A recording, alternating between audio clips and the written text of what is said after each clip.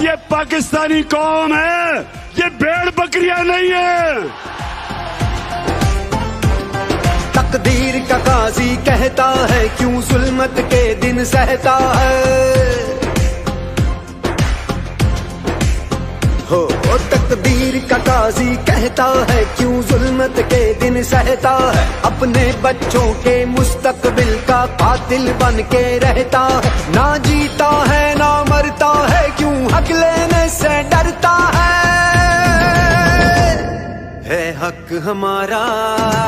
जागी हुई कौम, शऊर वाली कौम, कौम जिसपे बेदारी आ जाती है, वो ही कौम अपनी हकीकी आजादी को छीनती है।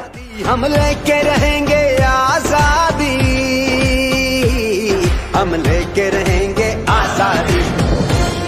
कौम का कप्तान अपनी हकीकी आजादी के लिए अपनी जान की कुर्बानी देने के लिए तैयार है। नारे तकबीर, नारे तकबीर, नारे तकबीर, नारे तकबीर। तायर लाहूती उस रिस्क से मौत अच्छी है जिस रिस्क से आती हो परवाज में कोताही। वो दौड़ गया जब कहरो जफा को राम मचाया करता था।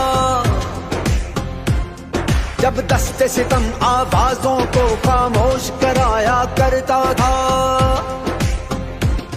जब अहले खिरद की सोचों पर एक खौफ का पहरा रहता था। जब जुल्म की हर यलगार यहाँ मजलूम मुसलसल सहता था।